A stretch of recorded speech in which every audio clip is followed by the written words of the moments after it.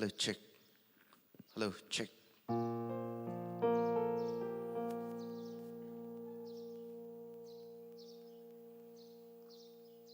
Hello, check.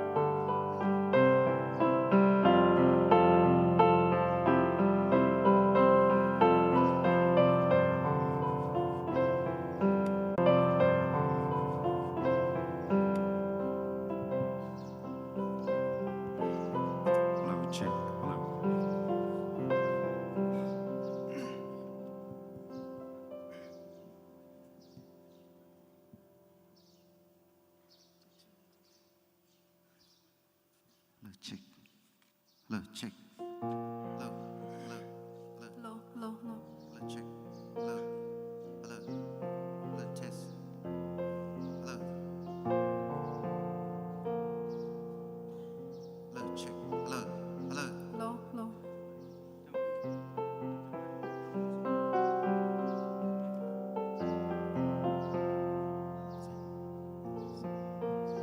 Hello, check. Hello.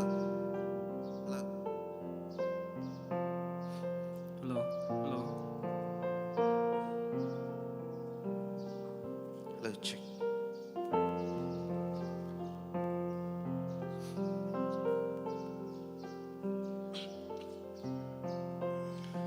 Hymn number 79. 79.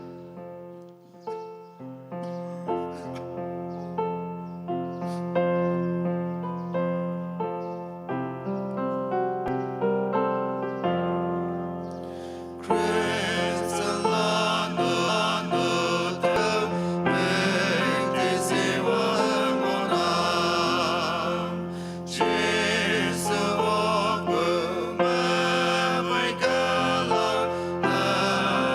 kênh Ghiền Mì Gõ để không bỏ lỡ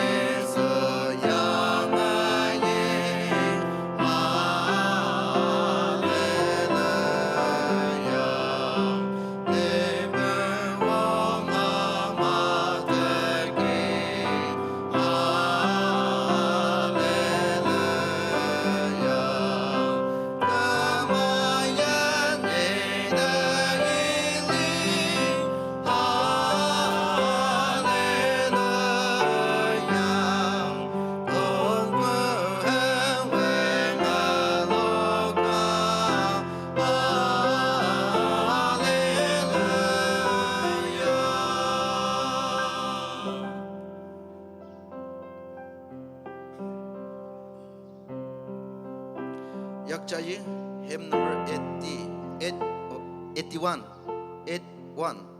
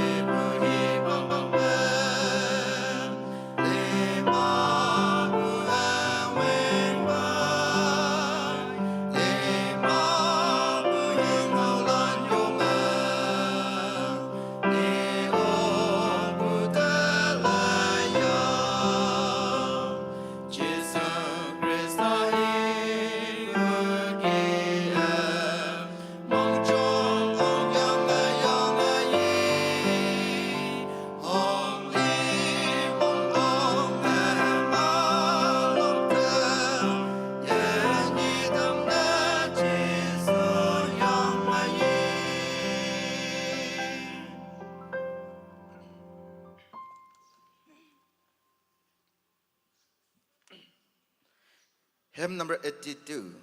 82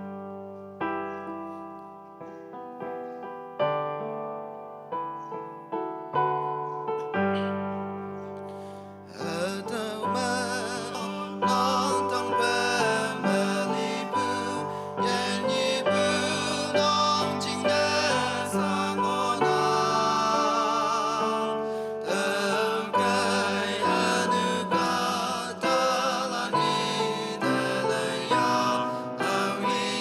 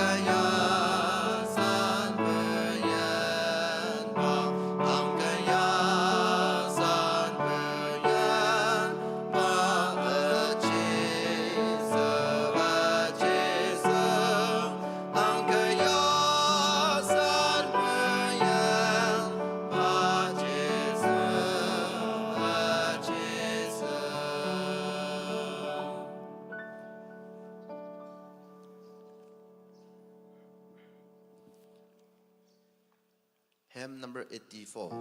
84.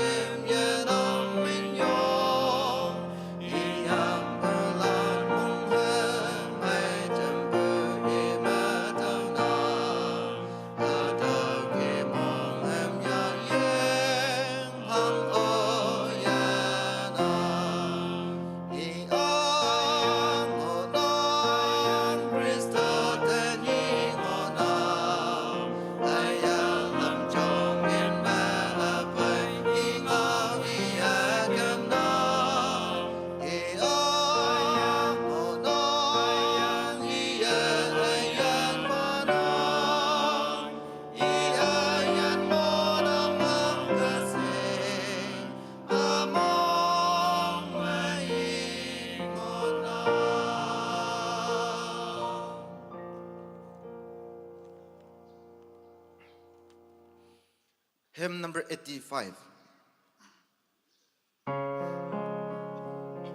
85.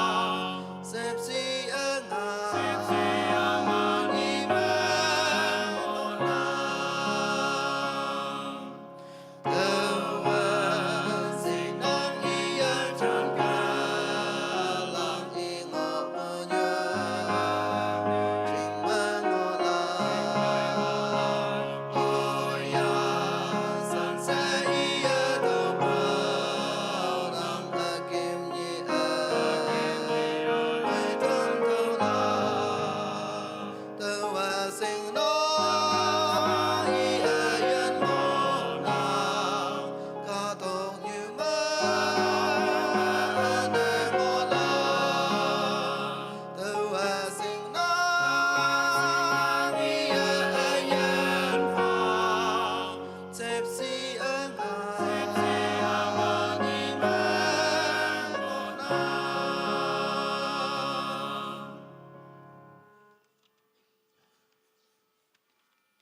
Hymn number 86. 86.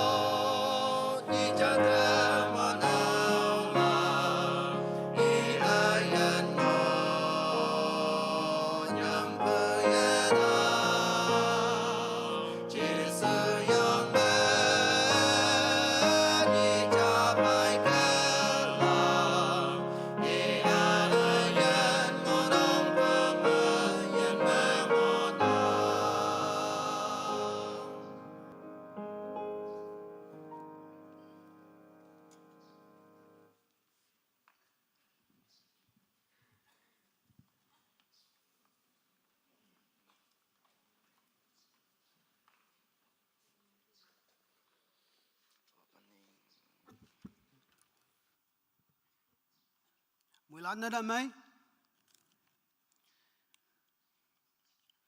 Wang le tàu mi xin de chăm bulan chạm e hậu bình tàu mình mi xin de March 24 chừng de 1000 Yellow February 2024 chừng de 2000 Puman Tamlu March 2024 chừng de 1000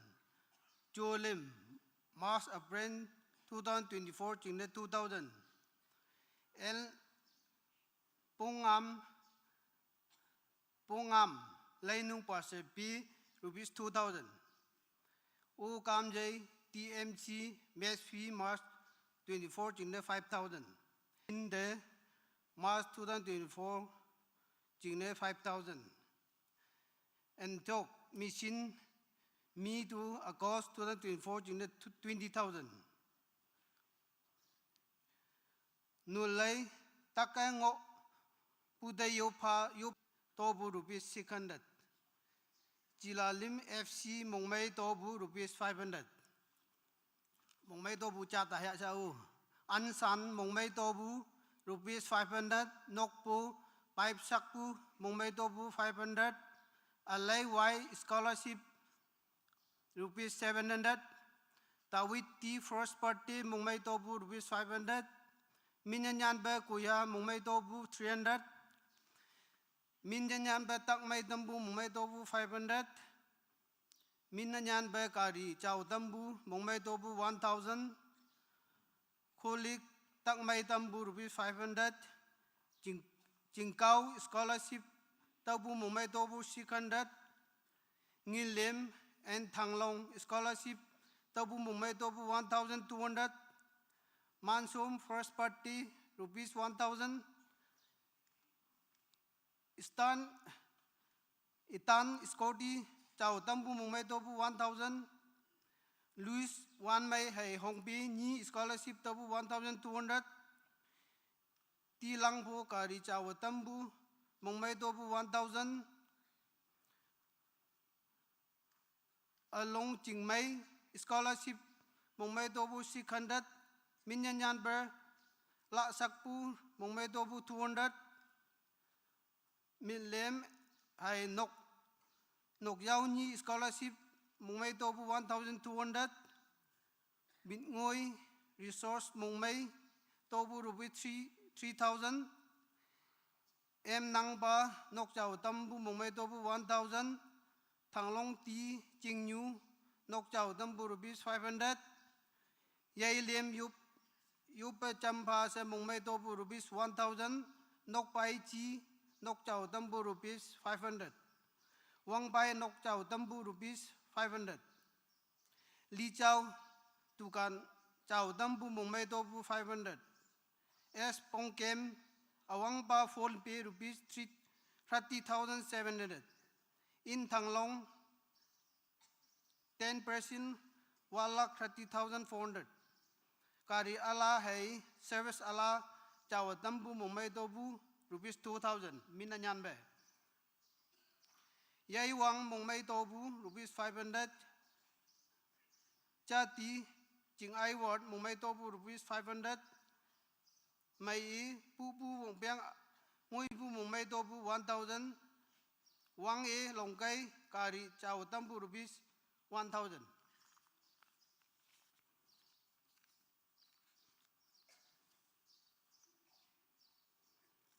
Aru tau machine jing chang nang KBCM machine fit 42 apprent jing ne rupees 3,000.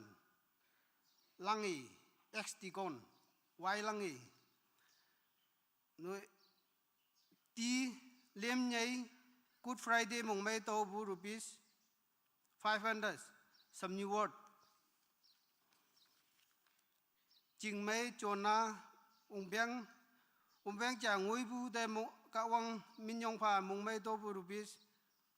5,000. Mongmei Tobu Yamau retire Deputy Director 10,000. Retirement Anyai Mei Taibu Mongmei Tobu rupees 5,000. Pa JP Noktu. Nok Ala Chao Tambu Mongmei Tobu rupees 3,000. Ti Tawit Panglui Wanjing. Wangam Jaglum Ward KBCM machine de March 2024 Likyang Jingne rupees 1,000 Panang. Alan.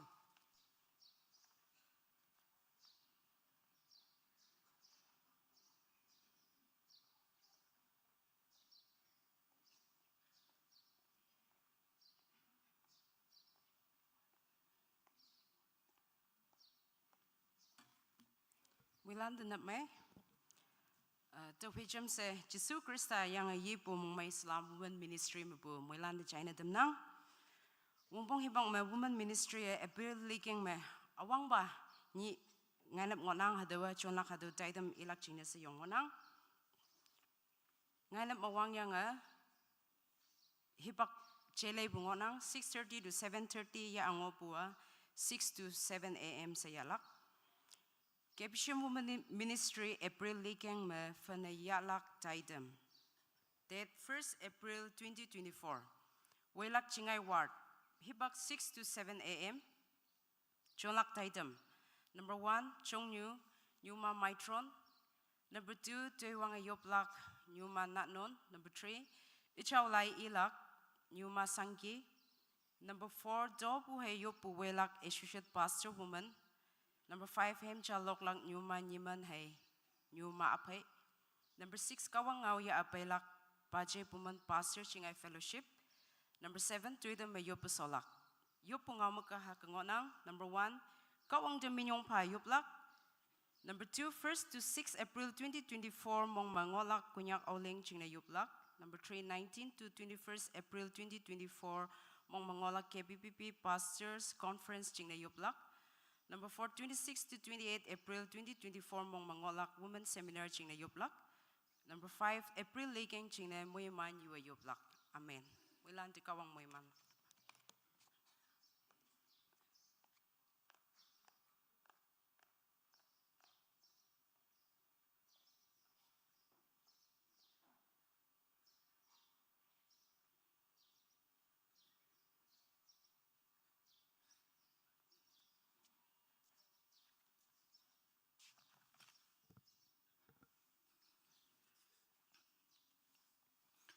Wana jumbo melande. Teman yuni ba Yesus Kristus yang yibu mungmai salam bu manok sucing menma jana temnang. Yubutan buki Passion Week taidem. Awang mubu ya apa yang yong mai kawang lamui teni Passion Week taidem akamba taidem omlak jana teman payang onang tu kai teman moilan moi mana yong tawa ya noklak jene. Yubu we sut kayu se hadungalan jana temnang. Wongbong alon so me, atau me persja tau yang menang, dokumen su ngonang ane ngenu jengonang. Channel pote. Iba mena tingnai su ngonang ane address me house number 69, Longkei Village hakin yan ngonang tu ke apu batuman office tu paye atau yalak cene, awana tu ngalon China temnang.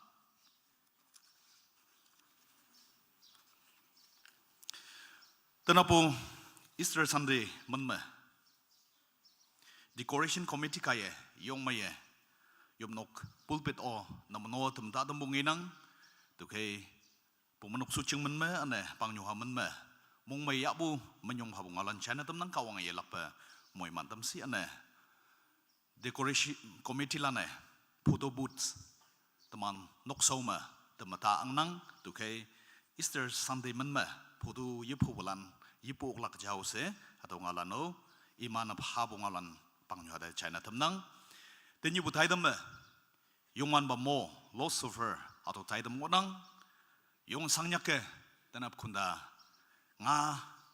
pamba mamu payang yumba wibu sausan balan ana 4th grade staff lane atau namano temta painang tu ke pumanok jingne ana kebishim pumanok pangnya jingne namno tembu pumanok sucing anene susan balande mong maibu menyong habung awlanu China temnang kawang yelak pe moiman kelak teman moilana singnang date 1st to 6 April mong me Konyak auleng thai dam yong onang Konyak auleng se wande lende bu hebaklan me yu chok hanga nok saman hoi chingmai nang mi a auleng mong mai be se ayang bu chok henga nok sama ya tela mo bu chope auleng haki elena pa yang ke ayang bu tening bu aulenga chok he mok ke yu chok hanga tela mo bu chope yi chibe kawang du yu pu phai tening bu auleng lena tam ha ose pu manok su ching man ma yu pu to bu phai do ngawlanu yelak pa China tam nang ana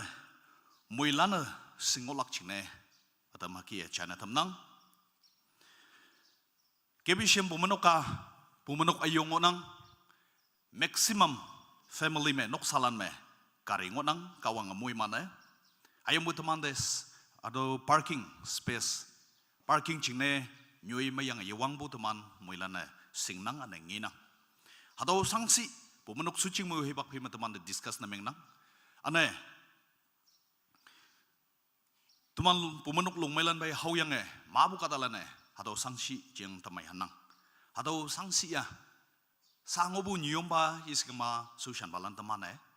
น้ำมันออกหลักตุยเสาสายเชี่ยยังบุย collective ตมันไม่ลันเก็บเสียมยุบนกตะไปบุเก็บเสียมปังอยู่ว่าตมันไม่ลันนะปุ่งเต้าบุกไก่อันนั้นสิงบุกไก่นักสิหาตัวลิลิยงเมย์ตายลักหาตัวตมันงี้ยงนั่งกี่ตุกเห็นไหมการิงบาลันจึงไม่ลำละไงลำอยู่มาปาร์กในเมืองบุจียยิ่งมาตัวยุบนกเสามาปาร์กในเมืองบุจียยงเมย์จ่ายจะเดินยุยผ้าหาตัวปาร์กในเมืองหลักจินงังไงอันนี้จึงไม่ลำละไงยุยวังตัวปาร์กในเมืองนั่งหายังบุยออกปูสิเนี่ยเกตมาบัวตัวยุบนกตากับตัวงุยบุมงเมหาตัวว่าสเปซอังเกฮันนี่สิมาปังยูฮายานวันเดการิลำมาอังบุกายยานวันเดยองปงบุยองโซชิบุโซชันมาลันตมันฮิบักพิมเงยไปนังปังยูฮาคอมเพลนูฮิบักพิมไปนังตัวเคจึงไม่ลำเลยไงทีนี้มาทั้งอันไหนงุยกลักหัดมาทั้งป่าลำไม่การิปาร์กนี่เมืองหลักจิงเนี่ยหาตัวเงาลันเชนทำนังอันนี้ผมมันกสุจิงไกยappointment พายังไง traffic guide อันนั้น gatekeeper หาตัวลัน appointment พานังอันนี้อิมันเดจำหลักจิงเนี่ย youth executive ลันดิวทุกมันเนี่ย request นั่นเป็นอย่างงั้นตัวเคอิมันเนี่ยทีนี้มาตั้งอันนี้งวยกลักฮิบักเมียอิมันเนี่ย traffic เจียสมอลลำพีอิมันเนี่ยน้ำมันโนไทยลักตัวเคอิมันเด corporate นั่นเป็นไงอิมันเงาลันใจเกยูเสช่วยยงทีนี้ไปงบบุมวยลันเดหาตัวเงาลันอย่าลักไปใช้นะตำนังอันนี้งวยกลักหัดยุยนี่มาตั้งบ่า traffic guide อันนี้ตัว gatekeeper ลันนะ uniform security จริง uniform สู้ยังไงยงกลักตัวเคอิมันเนี่ยหังให้บัด direction พายไปหาตัวเด obey ในเมืองลักจินเนี่ยหาตัวอิมันเงาบุหาตัวใช้ลักจินเนี่ยปังอยู่หาเดอย่าลักไป request ในเมืองนั่งเก็บเสียมผมมันก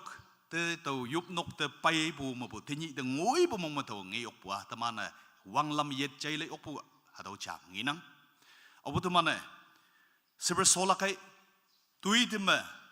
ยุบโซยังไปมะยาในไปเฮมลกนังหาตัว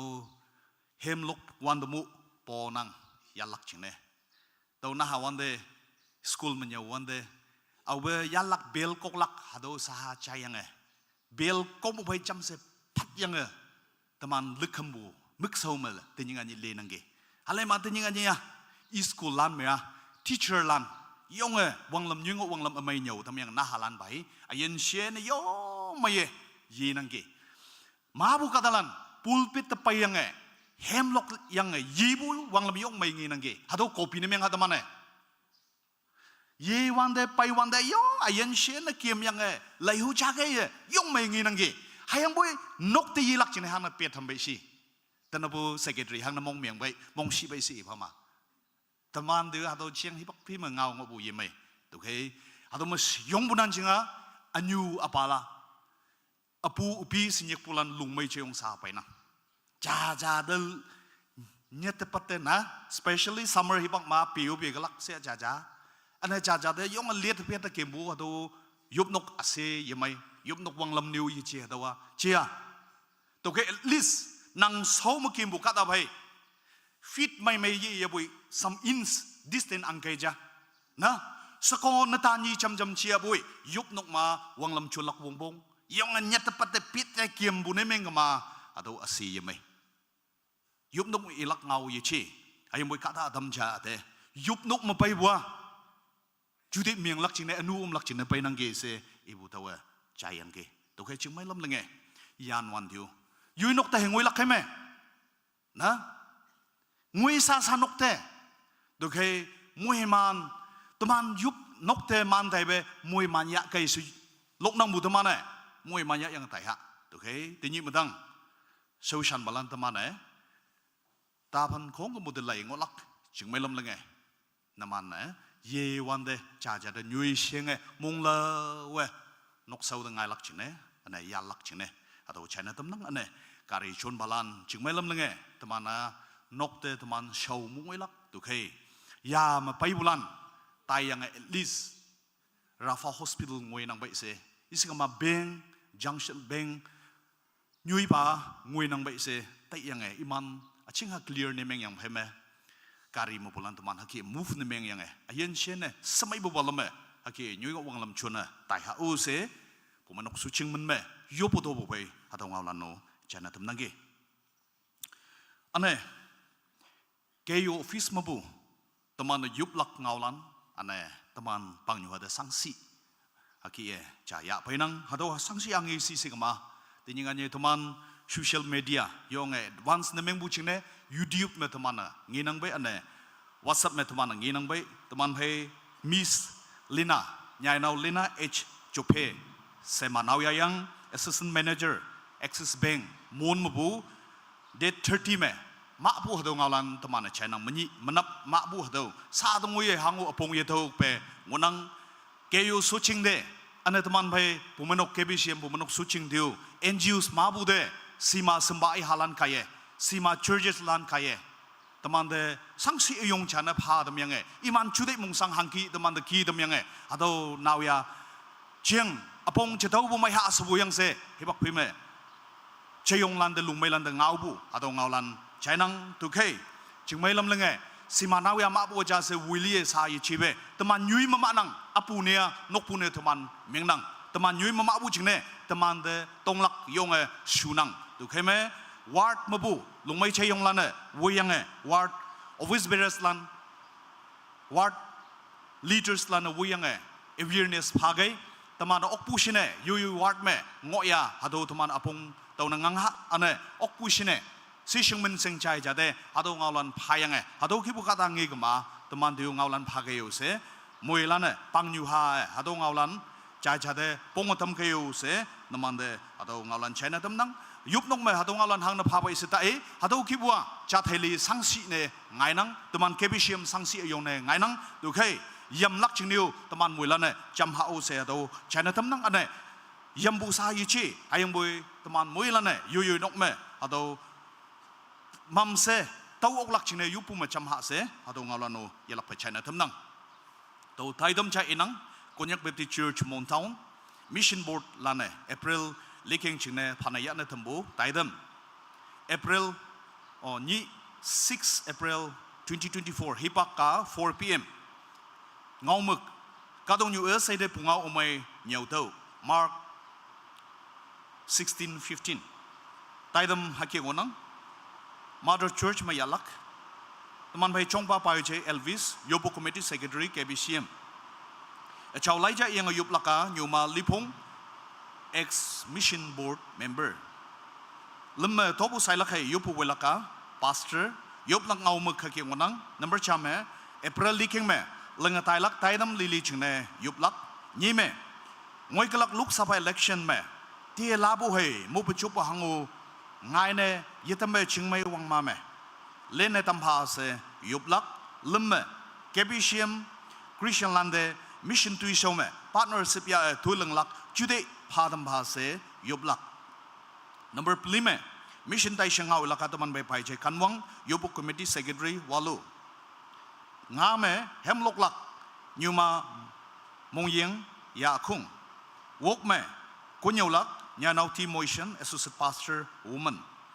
nit me tuidim khungwe yupa solak babong fellowship me yalaka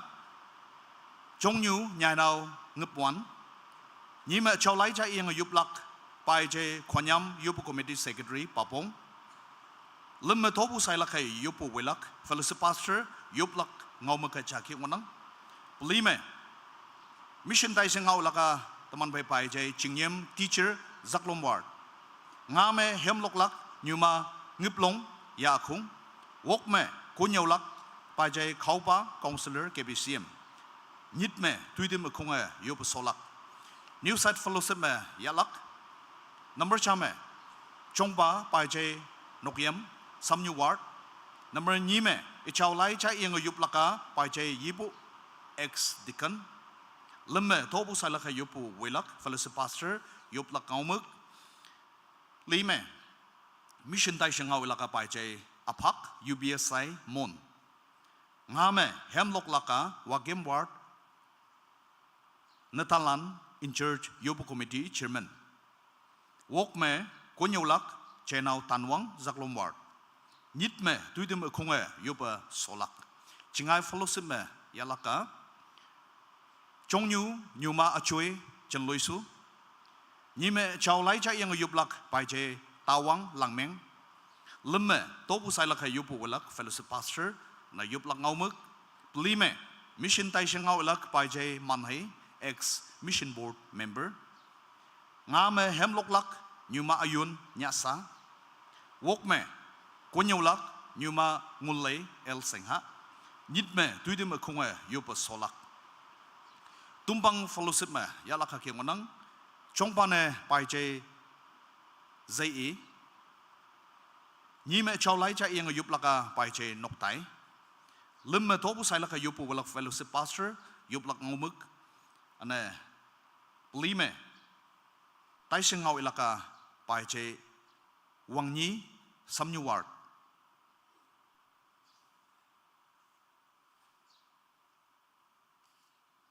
Ngame Hemlok Laka Nyuma Yengkem Yakung. Wok me Konyolak Nyuma Chingmei ex Sosanyu. Nit me Tuidim Kungai Yupa Solak Simonang ane Shinglak Ngaulan me number chame on 6th April 2024 ya Mission Board lane April liking chine pana yabu thaidam ngolak. Nime Kawang Ngau ya Pailak lande 25 minutes. Ane Mission Tai Shengau ilak lande 10 minutes pong panang. Number lemme Muilana Mission Tuisho chine Tobu Palak chine Chaidam nang. Plime Hado Taidam chine Muilana Yopa Tanha Amen. Prepared by KBCM Mission Board. Sang nang to ke Auyen Oshinde Mong Humbo Pay Maitam Puknang Muilan Yopa Pay Hado Taidam Kayose Hatongalan China Tamnang Wong Pongao Halan.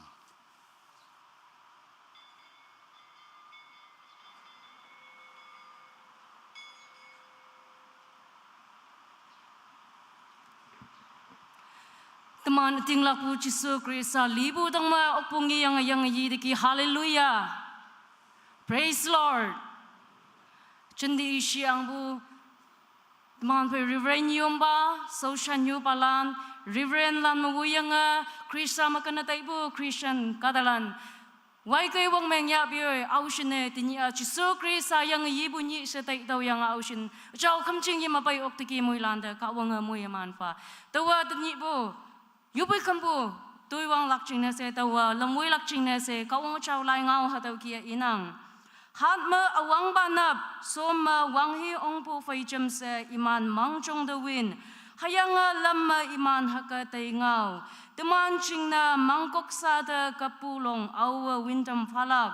Tau Faima Imana Lai Wanda Longa Noa Epyangangi, Tau Faima Iman Mangkok Sada Ong, Now si cha ni a hang inyang yakcha yima so jang imana ni hayang iman yasan. Iya numan yadasan numan Nazareth mabu Jisu au tang ba matak tau ba yamnang hapoi tau ma yanang yang yidiki laihu imana tau ma muyanggi. Hallelujah.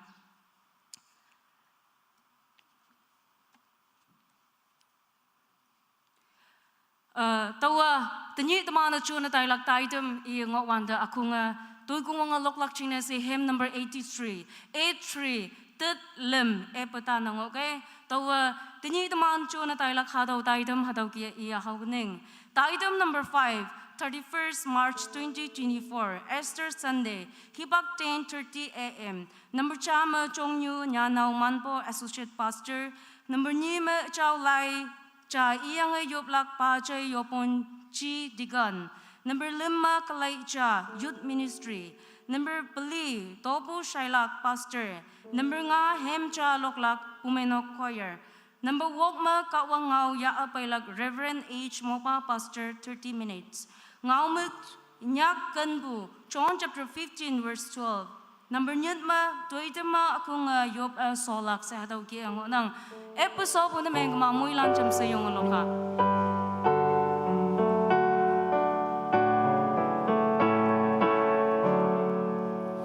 Krista ta anu pai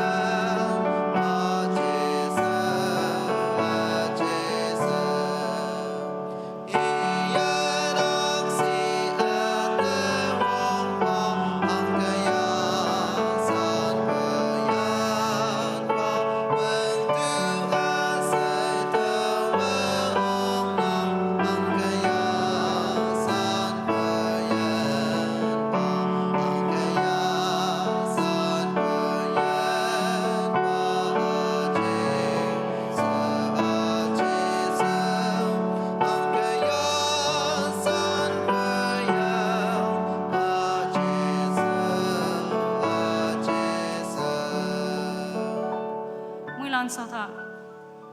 sa item number 2 mga buke kia achaw laija iyang yublak chine sa social ba apate hipakpa damnang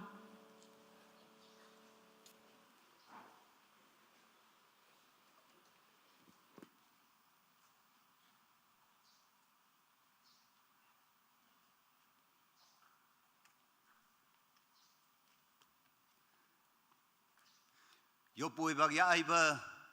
ka wang ngau nyu cha so ko no da wa da i gan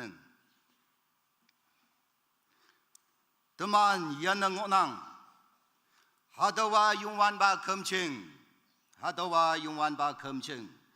hadaw kong gambwa yung wan ba kem ching lapalo pu ngau da ating lak pu lak tau Jeremia apong nyet aleng plima yan yang pelana kawang kemjing mesin dengolak lepalobu lo lambu ngau ting yalak lak hadau kawang ngau nyanyang ngonang tu yopui bak yak keneng echo ayang ayan kawang upang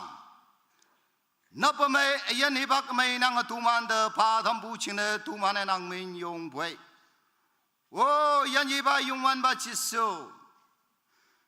Kado Guangdang Shimen Lampia sailing a cum yang and ang show pa to Louis May Pony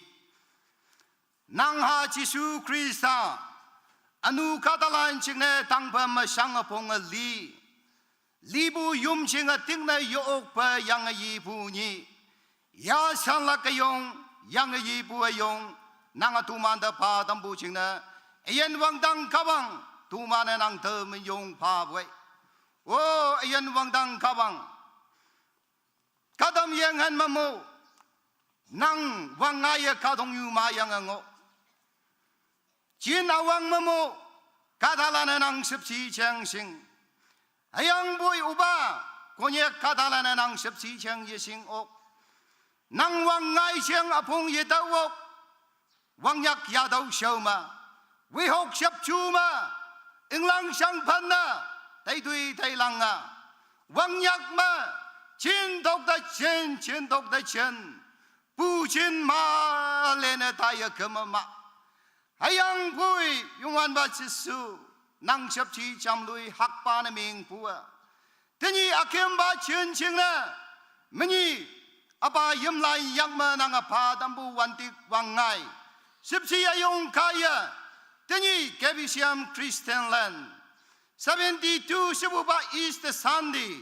Taida mayong chon lak china tuman Shibajam yang onangge. Uba nang mugwa matuman de laiba. Jingyang ko mengwan de nang nudak pa yapan mengo ya pu yui. Hado achau kam jing yam pai bu pai chamsa. Tuman yuang yungui yog yesang senang achawa tampa. Hayanga judai cha mong chang cha. Ating lak pu chama. Tuman chenganat na shona tampa siapa chambo kung welak china yong ngobu nang shoshanyu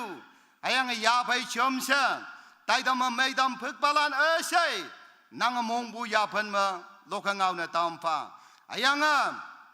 nang ngau pongodam lak china yong ngobu nang shoshan ba i yalok yak to chingana asai ma nang chau ya halam buisi hayang nang libu manang ngau pongotampa Jaya laksina shodang obu Christian acuy yong asai judai mongchang takap eba tampa hayang nang ngau tuman mongchang tapay na tampa hadaw nang ngau nyu libu tang mookpu ngibu yang yibu ngau nyu chai bu pai chamsa uba tuman liya yui yan yibu nap singok lak judai mongchang yaha nang apay na tampa tuman muilan nang yan yang ke atuma bu yanda ke maya pau yalang bu yanda ke accident bu yan yang ke upurisen yapan bu yan yang ke lem tang wan tang bu tv cancer bu nang yan yang ke hayang boy uba nang yan ye bu pia mai wen yang wile ba ngobu hayang boy tanap hadoba nyui chengma nang yang ye bu bungau sai bu bai chamsa yui yan ye bu tai tawa nang ma bu mui man ayong tawa yan ok lang ne nang sabsi tuman pai kayo sa man yong ba wong wala yue jisu man ma yopwe uba nang mongai yo amen thank you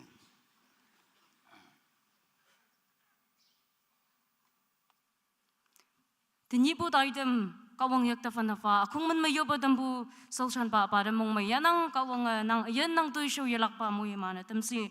sa bu ibang ma đại đâm ma yana yanang hayang bu jisu krisa yang yi bu da mong mai bu kbcm new yong lan jisu yang yi bu hem ha dau lok lak china se hibak yu ngonang dau kai dau lan da hibak epatam nang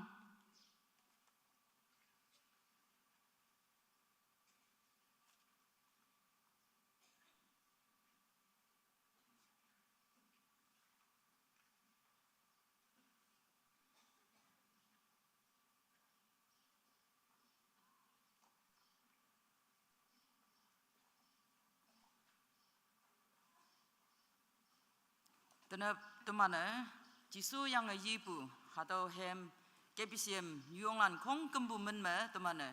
jisu libu yang yibu mongmai bu hem jalok kuning.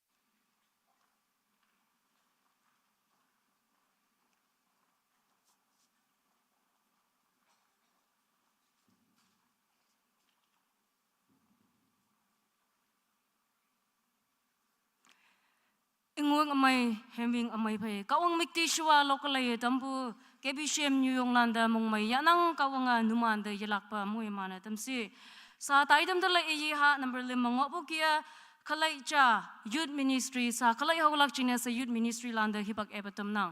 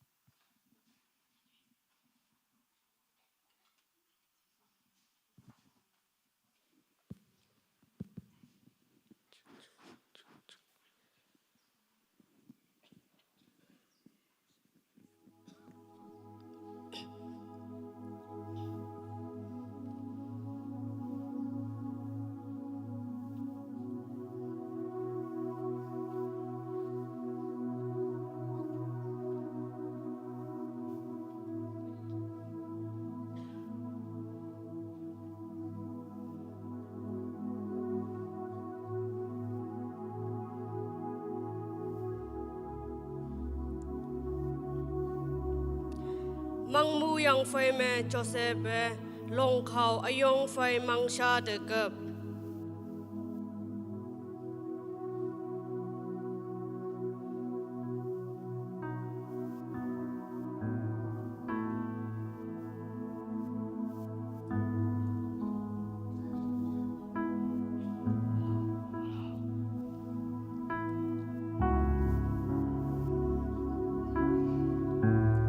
tau phai me iman yi ma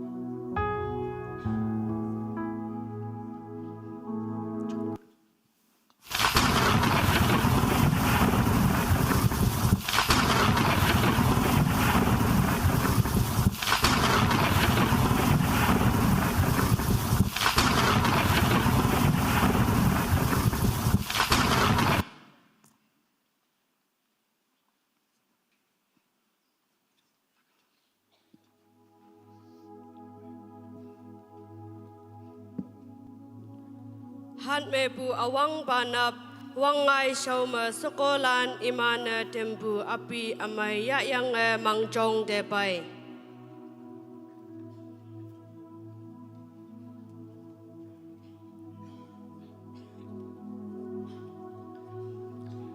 hayang mangkok sha me bu longa sunge winyang imane ngi au be iman asha de ong iman yungwan pa jisu mang yatau Jisu mang yanango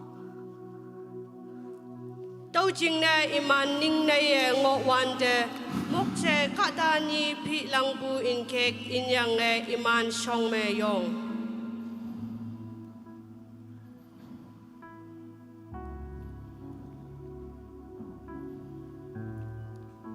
hayang imnie iman de I ayan na libuyo me hangne yampusi I taman fayanang hapoy yang ango nang galili me numande iye ibu ngao taitaw ya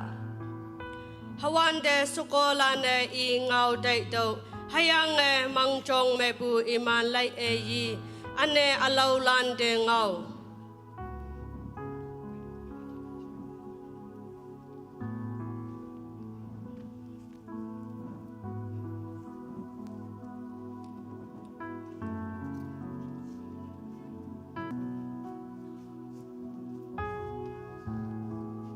Manginango, numan singya, kawang mangya tadi. Hayang poi numana singya, nyeng pa tumanda ating yalaglak.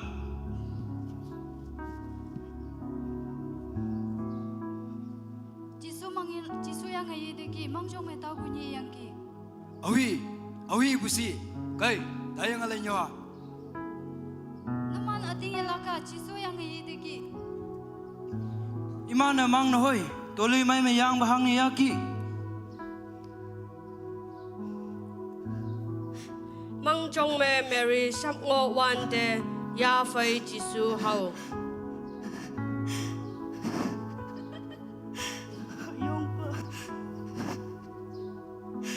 Yongba.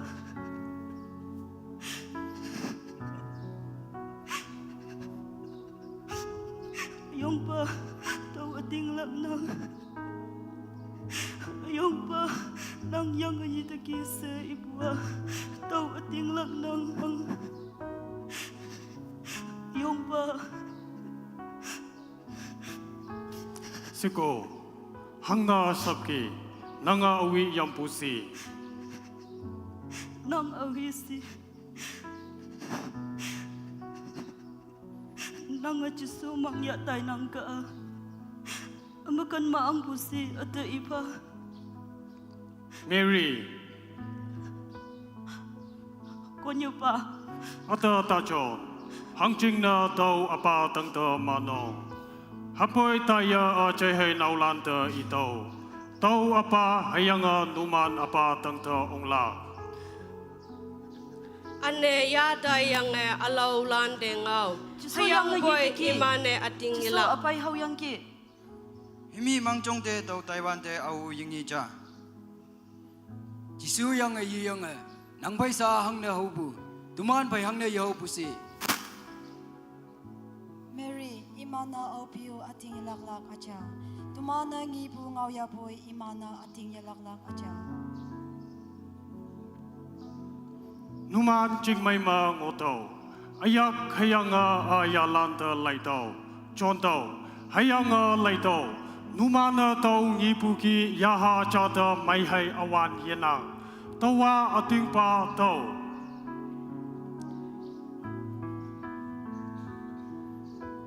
Sa bilan yo mabu Thomas. Jisu paiwan de iman fai yingo. Alau bilane iman fai Jisu hau bu jiang e. Hapoi Thomas se ating ilak.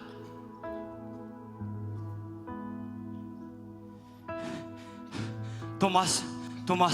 tumane Jisu ngiyangki, Jisu ayang yidiki.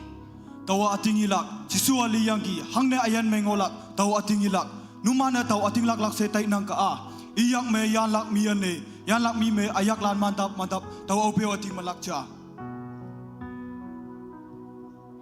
Ni atan fai me pinlan ane o noksha mengo. Hayang Thomas o iman fai ngau. Tau hibang me Jisu iman yo me hau. Ane Thomas o Jisu yang ibu de ating lak. Thomas, nang yaglan tauma paya ahem pada tipe lehu.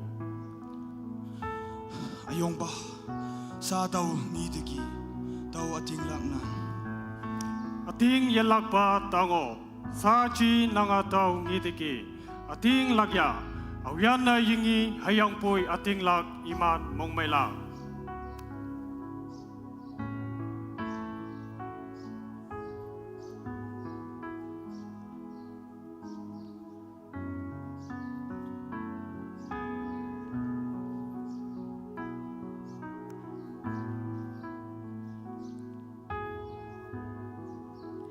Jisu yang fai me ni deli mong me i binlan de nyau laibu so yang fai me sa binlan de i ibu Galili me ngopu kadang de akim ba ning tembu ngau ilak jingne woi dai.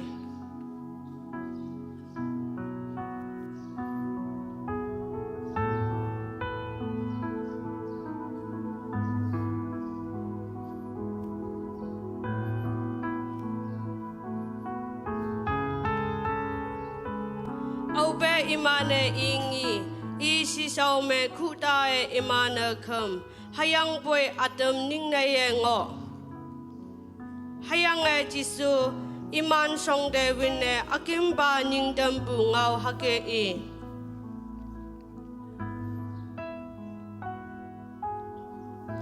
Wang tang ma hayanga katok nyuma angan asaita fayangki. Hapui numan taya chat asai apinna menga hayanga apa aha yaha achang menma pepti tau. Hayanga tawa numanta ngau fayang pu asai chonlak jingna imanta nyau tau. Hayanga laihu katok nyu mankam tau numan fai jam se ngonang.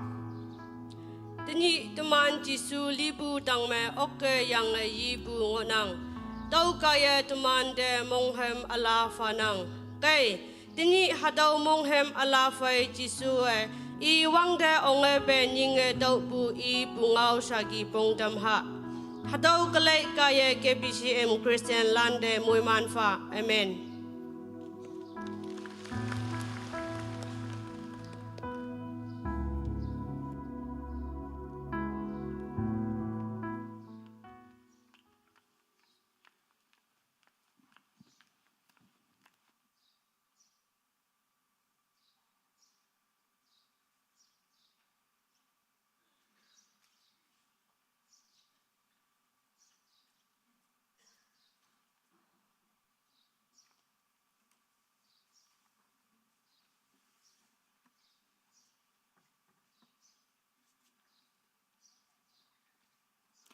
Taidema mongham phabu ki youth ministry kaya khalai yehong maya hawa tambuda mongmaya yanang ka wanga youth ministry yelak pa muyamana tamsi sa taidem number 4 topu shailak sango nang tawhe topu saibu hai takpalande yopu hipakya hado mui we kaya lak chune se nyum bada hipakfa tamnang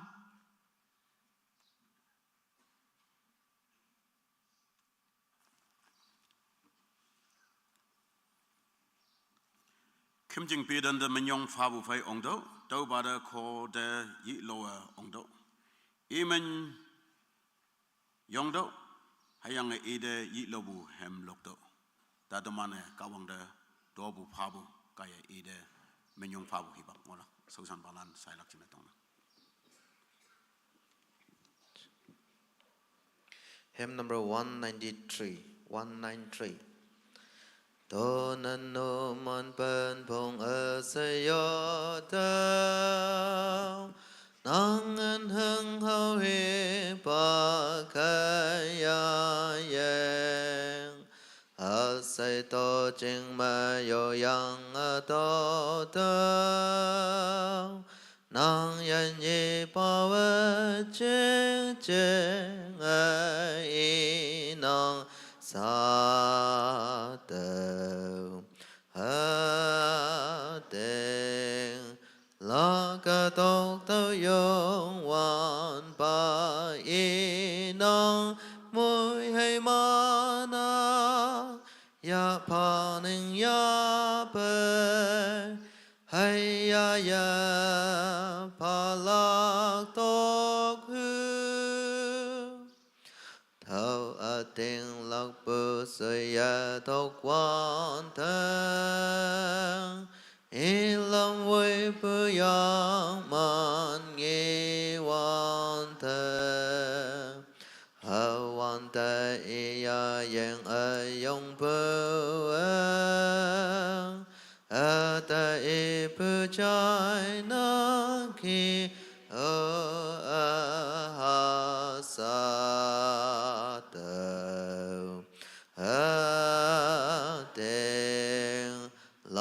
ca tộc tao yang wan pa y nang môi hay ma na ya pa ning ya bay hay ya pa la tộc hư tao ayan ita pa na pa yang ki tao ông bơ hai mong ham bơ asai he ma tek bơ hang hi o ya ten o i ya i bơ tao chai na o ha sa tao a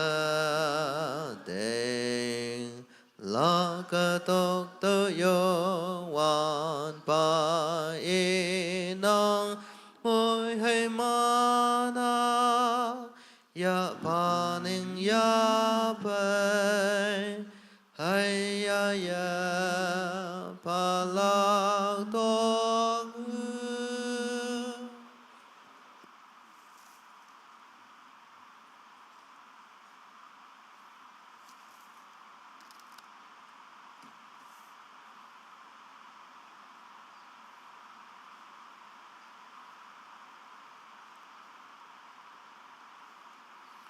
Taman fai tikon lan akung de laisi akung ye gau de laisi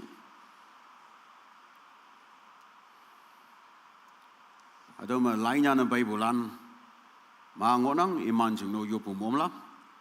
hayang ado mata kasanga ngok buda ngang na Baibulan no ngok kelak tau jeng na nomano yong po oklak kawang ngau tau hado ki inang hayang takpu kadalan Tenyi Yesus Kristus yang yebu penyi pai jam se nang ayen me yang yebu wong tau lak se ating lakpu pai nang o yong pu oklak. Ayen tak ngok nang ki yoi su ching mabu yong lak ching ne se tong nang. Kawang ngau haki nang hapoi teman ching ne meang lak sau shibu teman ya ha sebu sangbu iya ki yang ki. Taulan kong Kenpu over ngaya bai I sang bua kawang mabu baibu sausi se teman ada. Hapoi teman anu cingna I maya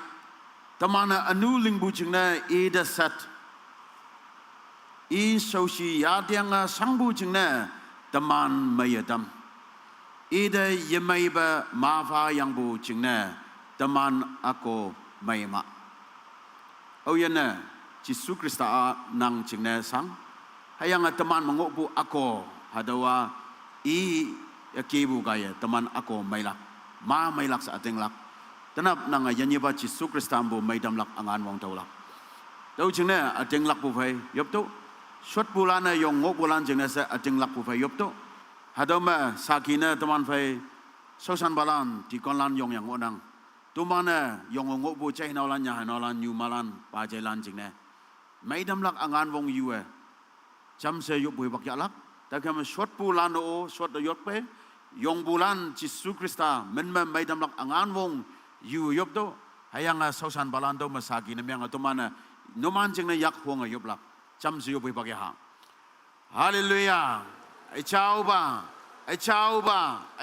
ada ba yong wan ba kawang hado kadong nyu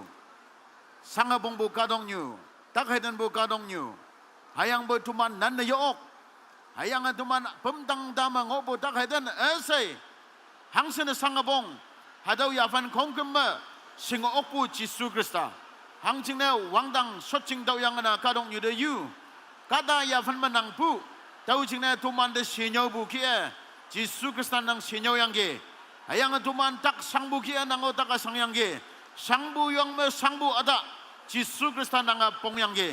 tau chingna hadaw ma nang kadalan Ayen hanghiba ya fanma takango ya bay wangdang kawang iman takpu nyui chingbe Nazareth Yesus Kristus manma maidam lang angan wong fado hayang tanap Yesus Kristus libu dang mo okpungi yang yibu nap haleluya wangdang kawang Yesus Kristus manma takasang balan esay mayadam do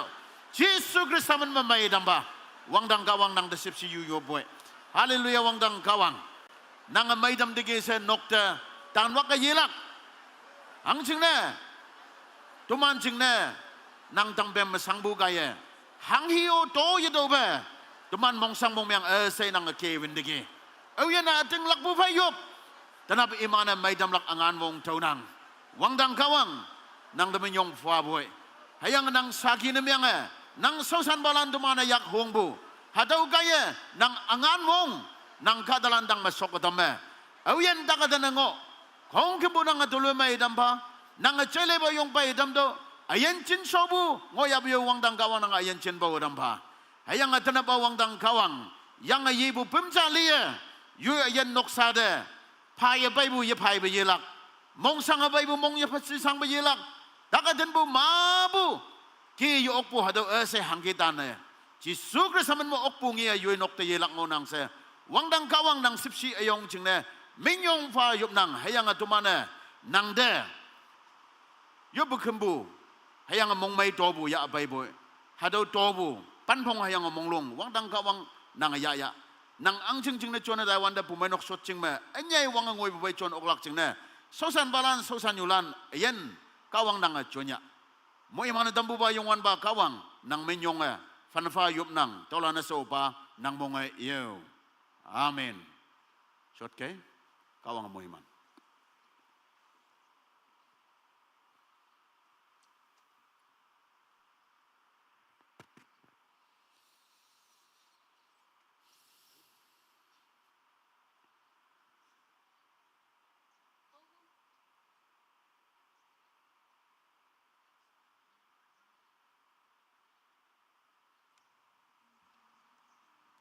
Tobu saibu hai takpu lande yopu namno tambu nyumba da mong mayanang kawanga nang ayan nang tuisyo yalakpa mo imana tamsi sa number nga hemcha loklak pumay no choir sa hem loklak chine se pumay no choir de hipak epatum nang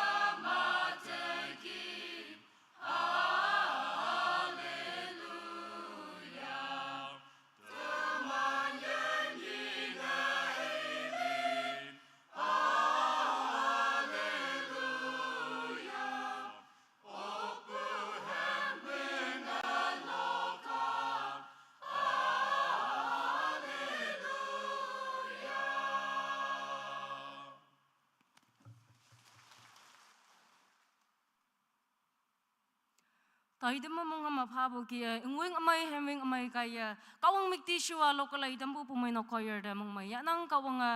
numan iyan da yilak pa mo yamana tamsi sa number walk kawangaw ya apailak Reverend H mo pa pastor 30 minutes Ngaomük Nyak Kenpu John chapter 15 verse 12 sa kawangaw ya abay buhay yung wan ba mo habu hadaw ni weke ni tobu tay kong kimbu ni ba da panafa daw nang sa ni ba da ibak pa dam nang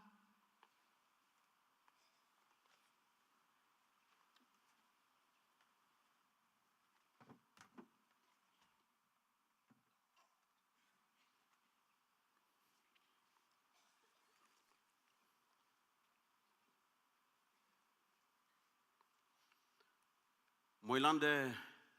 Happy Easter. Happy Easter. Yanyi ba Yesus Krista. Yang yi bunyi. Teman moilan hong li bu fai mong mai bu fai. Hayang yo nga mong yong bu. Tulu mai fai pai ngonang. Wai kai wang biang bu ngonang. Anyu lama cai mo bu. Ngaulan mayang yemai bu cai bu angok nang kadong yu ma ngodok bu de hayang boy nang hayang atau yanyi ba Yesus Krista tu manjeng na se libu wengketika adan chango hayang boy tanapa kadong yu no bu singa libu dang mo okpunge yang aye dige hayang hadau yang aye bu Yesus Krista ipai cham yang yebu angan wong ya lak ching ne tau lak ching ne I achau kem ching yam oyen pai de no man moi lan mong mai sai nang wai kai wang meng bu ching ne moi lan yak ma karian kan ngo bu na achi bu ching ne aniu tuman ma bu iman ya phan mango boy anuk asung mu bu kem yong yok lak ne yop nok ta ya pai okha sibu yao hayang boy online me YouTube me lama imana lay ngok lak tau kema tau ba kem ching da pai yok ya byoy tini Yesus Krista yang ye bunyi yoi nok me yoi nyui me sota yo ba kembu ma mai dam ya bulan do o mong mai pone ya nang hayang kada atama anyo tini bu dai dam hang ngok yang bai sa lay yang hebak wang mana ya yo ba kembu pai mai dam ya galak se ating lak po ayong ngonang teman pai ngaulak ngaomik Nyak Kenpu John afong pan mga aling pan menyi ani upan malim kawang ngau ngonang tau mi ya fan yang ngaulak tau chine Bible app kai John afong pan mga aling pan menyi hayang pan malim only 2 verses teman cham se ilak John afong pan mga aling pan menyi hayang pan malem.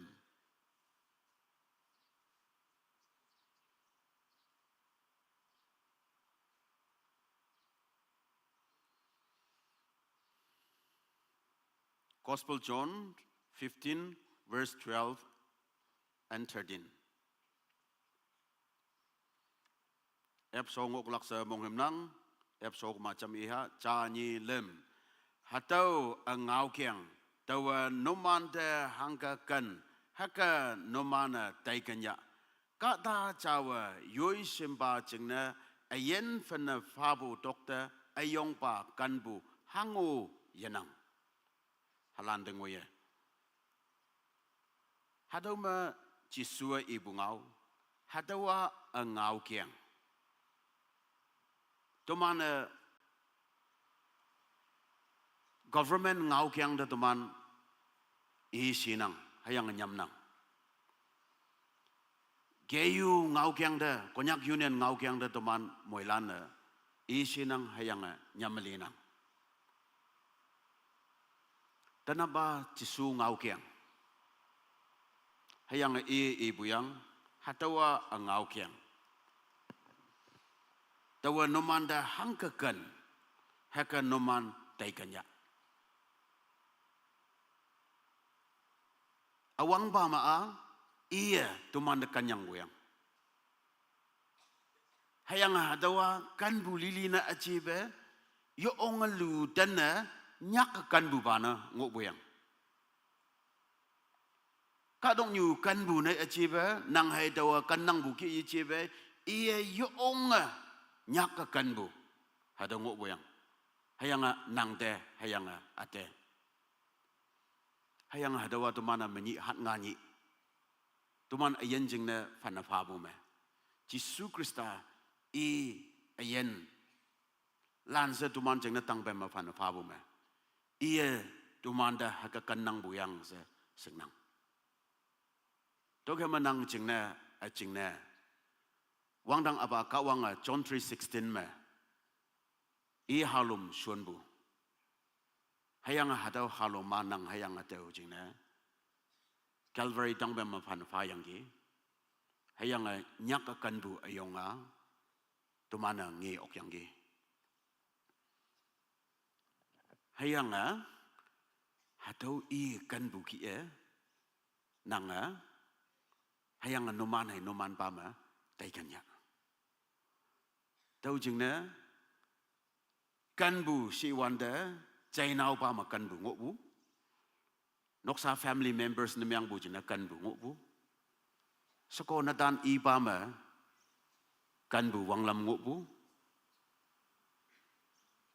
hayang a new balana hayam lan de kan bu wang lam ngo bu friendship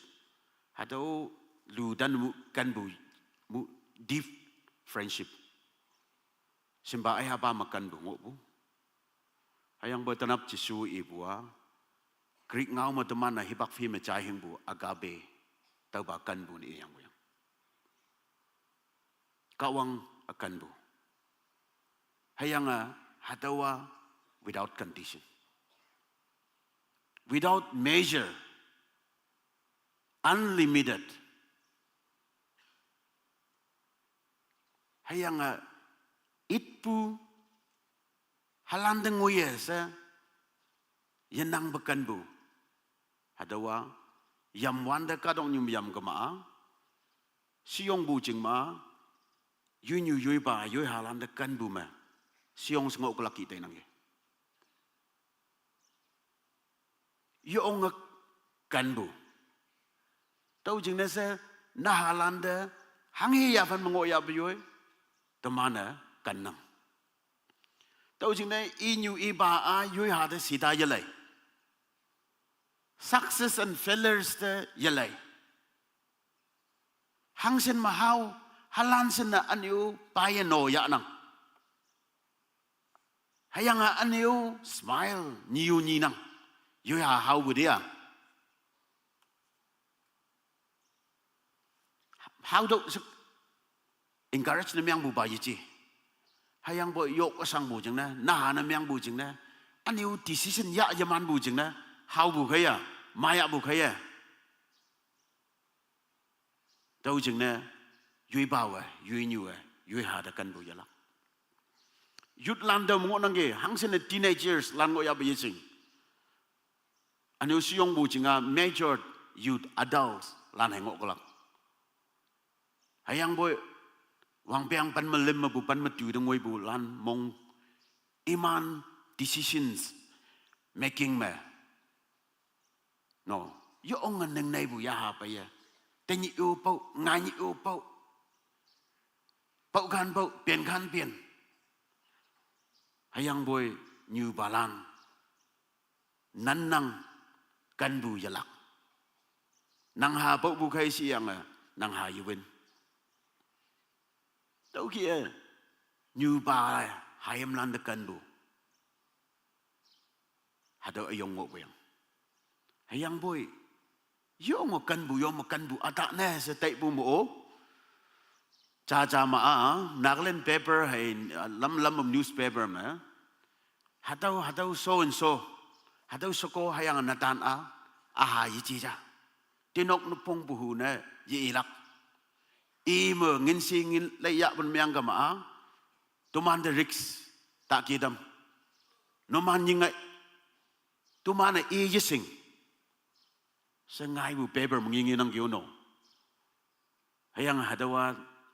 tau mongok bu naw ya naw silang aniu tanap yop nok tapay yo pu nok mongok bu atam miang kalak hayang boy hadaw nang ha hayang boy saaji kan na bai si uda ka ta na myang bu chừng na nan na yok pu cham lui bu chừng na ia tăng sâu ya bai bu lui bu chừng na cấp nọc mồ hang sen han anh yêu halan sen mu pang pang ngộ bu chừng na hang cái gì ibu con Kenpu gì chi cha so window mà sang si lan lạc hay à sen no hayang atau kaya như bà chia bioi như bà adam mà atau Kenpu mà limit ngonang halan de ngoi hay sa Kenpu ngonang hayang boy tanap kawang atau man de Kenpu Nyak ke Kenpu mà atau limit như nang tau chừng na miang bu wang lam ma ngo nang miang bu wang lam ma ngo bu yom ma yo ong bu unique yo ong bu yu na miang bu a Christianity hayang Christian wang lam hadaw alau chừng na yichi hayang bu Jesus Christa e unique na miang bu chừng na miang bu ngo nang hayang e unique na miang bu a e to man da kan lak chừng na nhau e Kenpu ki e to man na Kenpu ba ki yichi be Jesus Christa e Kenpu ki e hayang e a selfless Kenpu e ayanda yatan ba Kenpu e minyong ngambai prestige lam bu hadaw de yaliang ba Kenpu nang chingna e sacrifice na myang bu hadaw Kenpu hayang e phai against na myang hokwe yong bulanda amyang win bu forgive na myang bu daw chingna hadaw yo ong unique alau myang bu wang lam ma ya tau bu ya nang bu tuman ma hadaw ngonang tau kai ma Kenpu si wanda Kenpu lili ibu aja ja Nyak ke Kenpu chang ibu yang hayang hadaw Nyak ke Kenpu ki e cha cha da kando jisu e Kenpu hadaw ya do wang lam na hadaw ya do lepu na daw ya do hayang hadaw ki e kando cha cha de si ibu ngonang hayang tuman hadaw ya yo okpua because it's very costly. Not just love, but we are talking about the true love, and the true love cost. Adam yo ong Taiwan nang. Tau jing na jisu teman di ibu atau ating ba Kenpu ma cha cha da tai kan lak jing na ibu ngonang. Look ofong ta malim aling dalam mapeli Luke chapter 23 verse 34 ma Father forgive them for they do not know what they are doing. Opa iman na amyang window hang ching na iman na hang hilang ya ba iman na yising opa au banyak pusi iya sang bu yo ma sang bu pong bu yo mu pong bu hat ngani liyai ma bu one of the 7 statements yo mu bucha kaya Father forgive them for they do not know what they are doing. It is na sang tisin na pong hayang bo upa kawang da ating lakpu monghembu yelakpu kaya in the midst of pain and suffering iba kawang the tok niang bu monghembu yelak tanap nang ayen mahi ima noksa ma chutay ma konjong ma lam bu tuay nana sangaponga ina yamay bango nang ka opa senyek do hayang ada opa si bua ating lakpu monghimbu trust ngok bu jeng nai nyek bu ja hayang ada nyek pu opa senyek pu kata ikan mongjang ating lakpu hanggang ngok bu si forgive them awida amyang wala ide set bulande ide maya na tambulande ide tuy myang ling bulande hang ne imana hangling imana yising ai imana satpu yamai yising bua no not about that anua yamai jazi yising bua ai anua yamai bua sing nang buda kata tui lang bua mai nang gi au ine kan senso alot na yamang buda yamai buda hayang boy tui meng linglak ching na li buda imana tui bo bua yising bu ji bu kai sing buda chỉ số hàng nghị bù gì iman aja sing iman amyang mendo iman ling bu ba anu chiang yising bu chiang yeje hayang boy chỉ số satu hatau ka dalan ia Isaiah apong tengah malam sau sibu sau san ba 1000 years chỉ số cái sapu sau mà hibalan it angbu hatau Messiah na myang buda iman yising bu kai hayang hatau Messiah sa sing si banga they will not do that iman hatau yelinga sebu hege yisata sebu iya sebu kema sebu Messiah si bu na myang kama hayang boy iman hatau yising kawang achan angbu Messiah sa iman yising bu jeng ne atau yang ke hayang tu mando ikan buki kan lak hayang cha da amyang Taiwan lak jeng ne hayang hadaw hange si buji angau kiang jisu ibu angau kiang hama angau kiang si kema hadaw tu mana cai lak bongbong tu mana yak lak bongbong hayang hadaw yak ne si bu amyang kema ikan buki kan dok si bu amyang kema true love hayang nyak akan bu hayang ada nyak akan bua awang na ada yanyi ba Yesus Krista awi teman da nyak akan ada ba encounter naman myang gama ada nyak akan bu Yesus Krista ba nang manau gama Paul hau buki Damaskus lam hau buki nang manau gama tau yau bun myang gama kan bu yok lak pa bu yok lak nang yubi bai yelak pumu wi ba nang olak nang halan pai nang yelak pumu mong meng ngolak sekon natan i payan sengok nang pai aniu yan lak ya fan meng ngolak Yesus Kristus yang ye degi hayang boy ninok nok sama bu wang nyak yelak pengolak hang ne yang ye bu Yesus Kristus pai nang man ho bu de ninok man pai bu de encounter naman meng bu de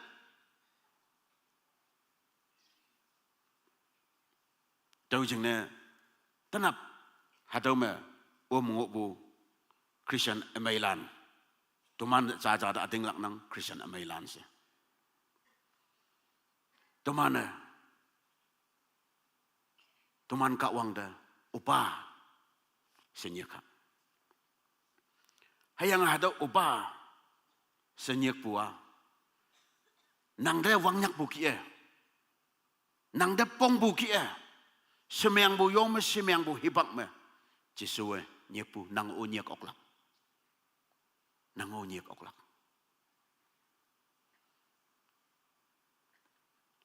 hang ne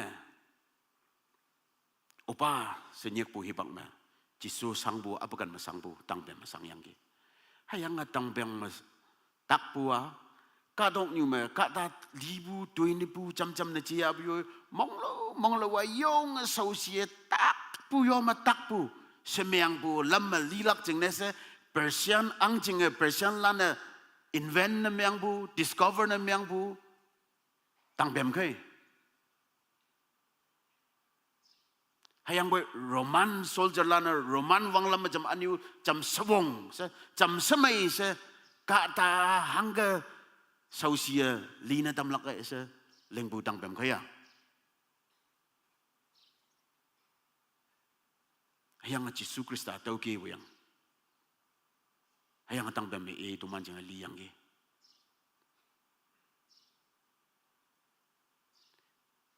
hayang anu yanang bu ba nang hayang atau tu man nan lai na ili tau jeng na nang manguk budak nang manguk bu anu amanguk bu yawang yengoi bu ka wanga achau ba ngau ding ba na myang bu jeng na Kawanga anu da anu bu jeng ne. Hayang anu tuiling bu lana. Kawanga aniu. Kandak palak nunggu bu jeng ne. Alau bang yang. Court me. Chuch traffic ngau kempuk buka dah. Lama-lama fine falang yang lak kro ngui dai. Hayang ber hadau naha court fee ya paok. Isi kema hadau simoyi ok lak nengai. Hayang ber hadau kata court ya abai. Hayang hadau court ya abai si buda. Hadau traffic me hibak fee me pen hing bu naha konyi pa court room do ong do. Sangsi jauh. Hayang ada court room hangi sangsi na judge ngawan ba na ada pau buba iha bango. Hayang ada pau buba traffic rule pau buba na ada ngawan lak jene iba na meng. Hayang pau yang bu fine lam ngina yo ngong tai lang ngo ada na iya ada pa yo lak. Tahu jeng ne hebak jam bungau jam heki ipong bu jeng ne baang ngau fan ba nam yang judge nam yang ngau fan ba pakso kok ngai yang amai de lai yang ha pa sibu ngin ba pa na ngai bu kai te ni ngai ni bu ya fan si ga ma online me jam ba ma pa nang bai yisi ga ma alau ba hang lam pa ya bai hayang boy na pa sibu to kong kimbu song de lai yang ba sim pa to yang aniu ong yi pak so judge nam yang ha amai me ngau fan ba saje court dismiss se so bai ja saje simlak sim du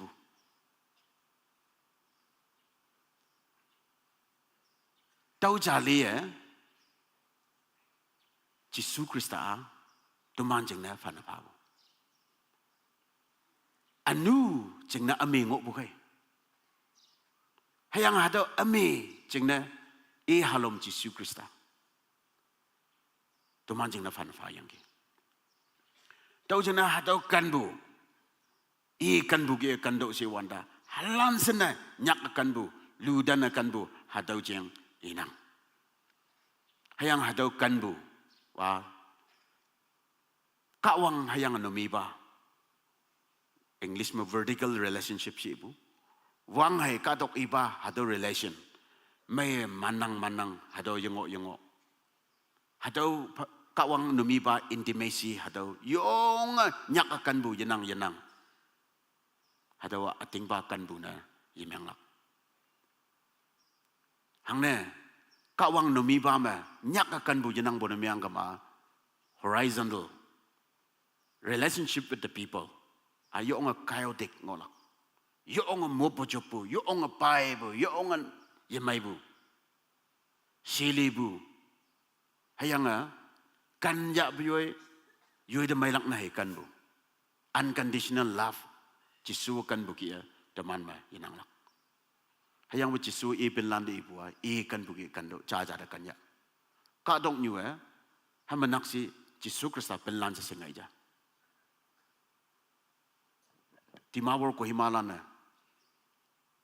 hatawa Jisu Krista pen lan yang se mon mo buka dalan ta ka masing lak ja beno yin kem oyong bu nemiang ka ma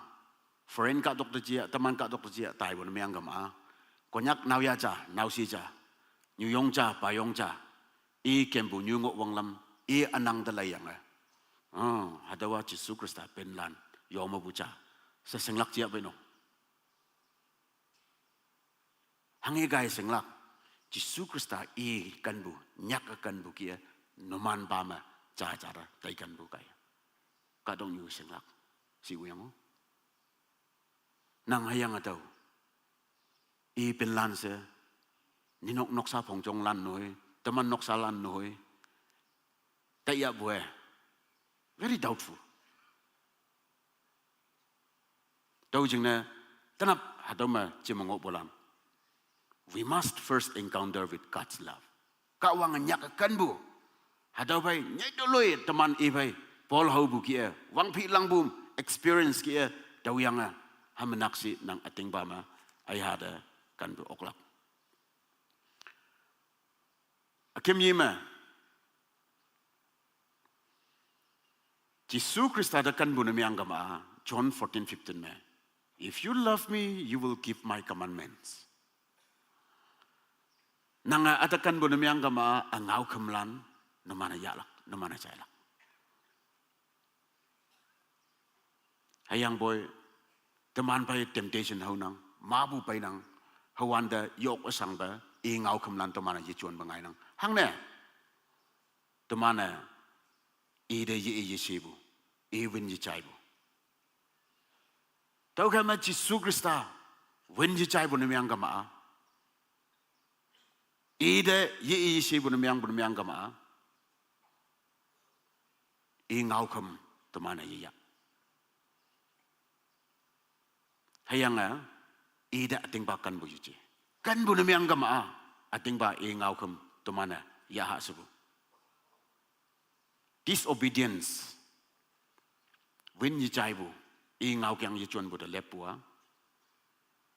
we love ourselves more than we love Jesus hadaw hengonang as simple as this nang hayang adaw yui de senyai se Jisu bai senyai se kan gama e ngau kyang yi yalak e ngau kam yi chon lak e win yi chai lak ayang boy nang hado reverse na myang if you love Jesus more than you love yourself then you will obey the commandment of Jesus hama nang da kan bua Jisu da kan bu ba siyong se kan bu namiang gama nang Jisu Krista ngau jala tau jeng na nang da kan bu bai senyai se Jisu Krista da kan bu namiang gama e ngau jala tanap yang yebu Jisu Krista e bai teman oyen hau nangi Mani han ngani teman monjel de wenyangi kada 43 nanjing ona iman bai taman bu ngoyangi teman pau yang penyang bu hangsen ngo busi mani de ngoi hangsen len busi hama tau tok tu bu jeng na ka wang teman ayen leng bu yicia halan sana pau apian sa wang nyak masa ngolak jeng na ka dong nyu de nang hayang atau ka wang sun bu tai dama halana ya yici bu de hang sana teman anu yang ge hang sana pian yang ge kap nong na hang sen tai yang ge kap nong ngo bulan de yang ge kap nong no tai bulan no man sa bu yici ja au sing bu Pau bu ka ta li kong Kenpu noman po bugi po opun miang gama bu mai nok ma sausan yu sausan balan paslan to mano ma bu kap nok tai ngo no ok hayang bo tinyi noman po ngo nang ka kawang si so ma awiu tieng bu su bu yanang hayang bo hipak lawa kap nok ma yang ok lak jeng na Jisu Krista ya siang hayang halan ya hatau lansing nai kadong nyu nang pu bua ichi buda ninok nyuyong payong hayem nauyem lana ucaya upaa hide amai bai kap nong bu lai ye galak chai lai yang mong lip lai ye galak sa yup atan nang buda pu mai nok iman andan buda hayang kap nong ma leng ye bu kap nong ma leng ibu teman bu manok ma members lan ma ngo nang yo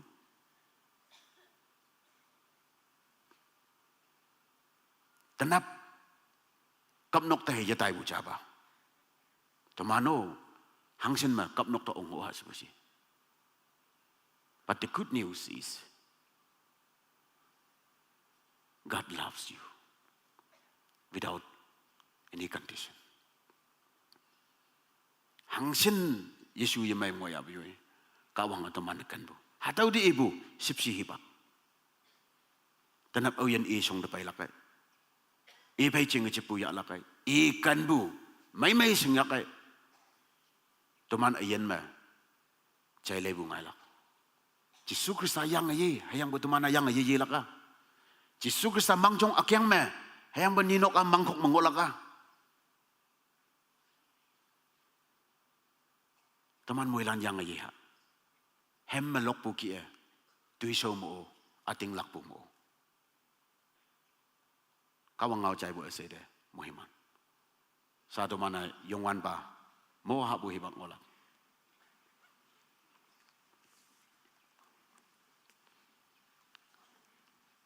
Queer lana hem cha lokotan kay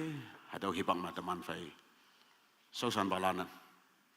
Iman tim da pay lakching na hadaw hibak ep na.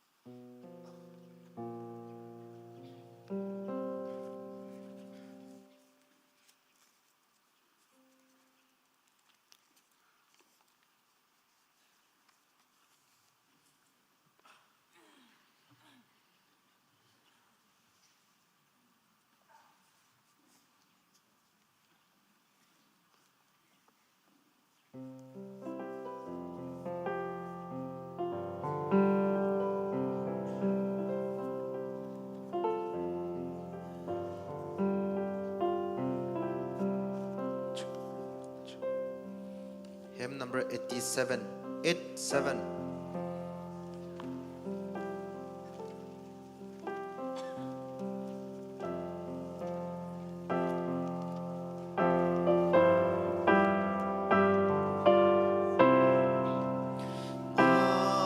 subscribe cho kênh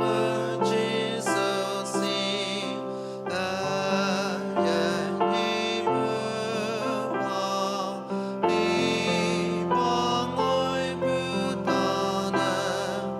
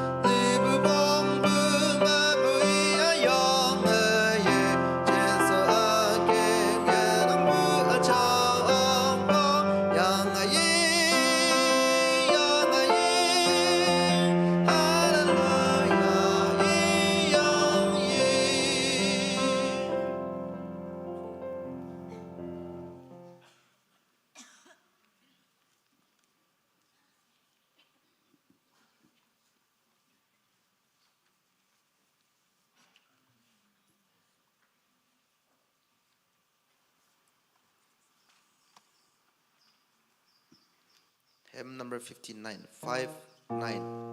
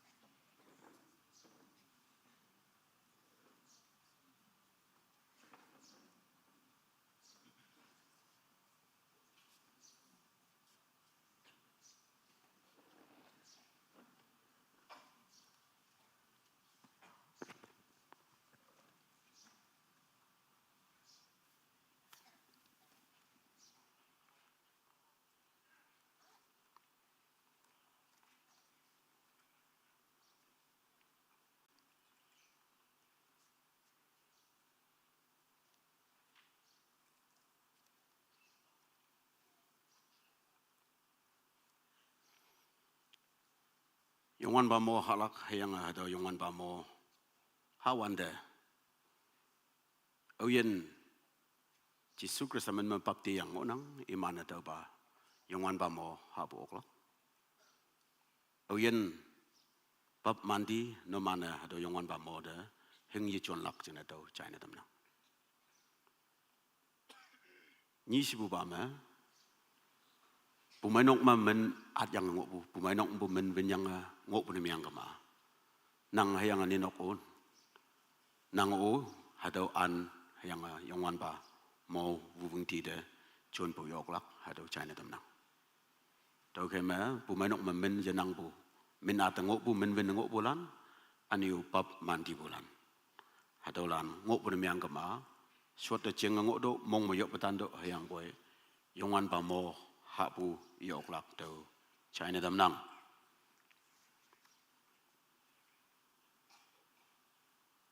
Tau khe awe yawang yengwe bu nyungo fai an ha lak ai. Yichim a yongwan ba wan yeng lak ai. I yongwan ba pem hayang i fai tay pau bu na ngolak. kata lilia yunying nyingga dokalaya hayang haka an hado hayang wanu yingdo hang jingna awa pemjiang yatai tauba halakai hayang yang lakai ia yuida amyang nyak ha yingnang tau jingna numan yoma mawa wong yinang hayang taknang hayang nang jang lidigi hapui tumana teman yingga shua ngau fan ma teman ngau ye fan lak hapui oba yongwan bawa teman ngau fan yabai ka dong nyu phai teman yaina yetam lak jingna fanang tau khai che hinaulan oba numana yongwan ba mo ha na chimlake chawa chada taitanya numan yak ta yongwan ba mo bai galak chuan ngok koi akem na chamma ha yingha si wanda nak si tumana chamma halak tau china tamnang yongwan ba mo nam no tai lak chine se hatau hipap epnang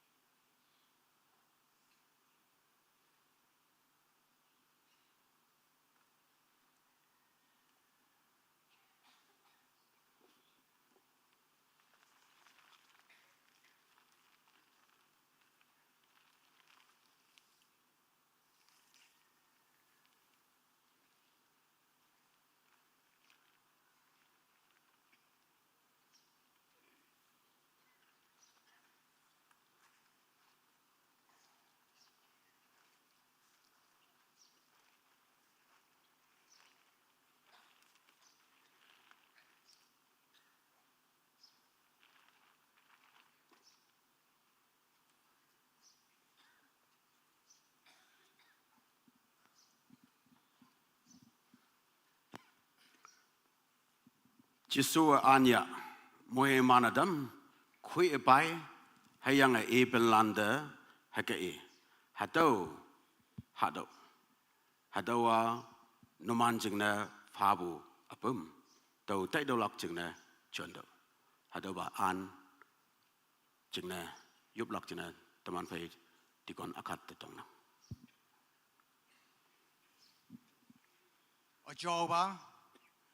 Ajaoba tuman de Kenpu yungwan ba ajaoba kawang nang hak Kenpu tuman jingna sa yoi halom fayang ki halom Jisu Krista tuman de Kenpu jingna sa mai pum pai hoyang ki tinji tumane lepu Jisu Krista mai na hadoba an hiangonang hadoba an habu kaya tuman nang phai cheng chapu jinda akim yenang bu yen ngolak nang mohe man phause ha ing dai pa hadoba an najere Jisu Krista min ma chau tama mohe ma yu yo poi hado asai opa nang monga yo amen tau phai ma Jisu wanja ya hayang moe man fa hayang hado iman da fawe no man saya hado mabu yingdo hang jingna hado jing jepu ai mabu amyanglan anu wel oklak jingna sokka wenang tau tai dolak jingna hado chondo tau ba wung ti jingna teman fai dikon long jinga yoblak jingna se dongnang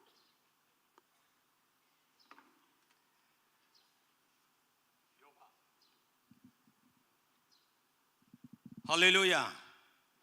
Jauh yang ayen kawang uba. Denyi nang yang ibu nyu hibak nang atumanda fadem nang de minyong bu fa boy. Sa kadong nyu me. Kadong nyu anu kadalan tuman jine nang ayen fan na fa. Ayang nang yi saibu jeng chapu yalak jine tuman na toba wung di tuman na jon na pai dining. Tak balan say toba wung di kaya maya tamsi sangha sausi balan say nang tului mai bu fa tamsi ayang toba wung di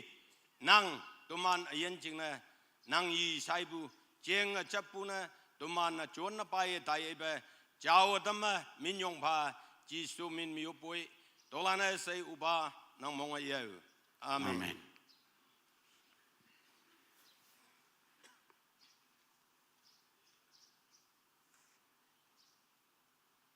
Numan tang de uving ti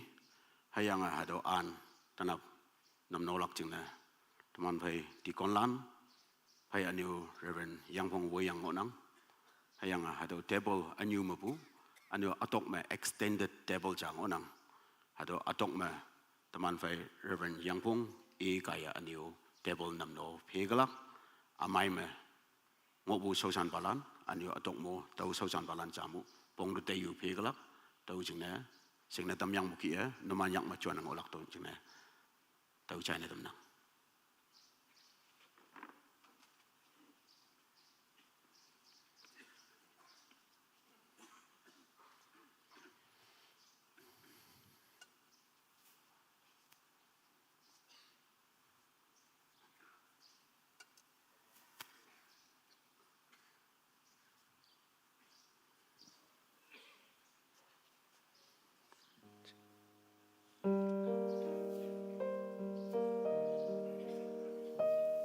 Hymn number 192. 192.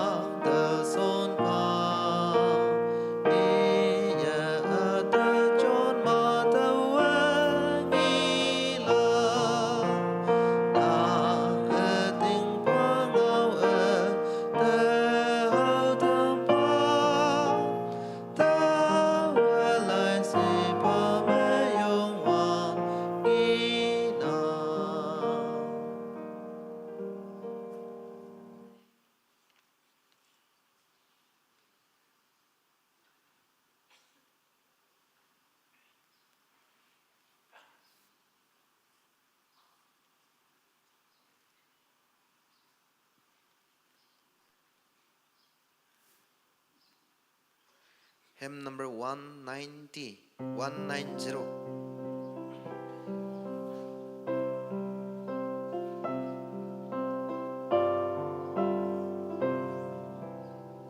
Jesus Christ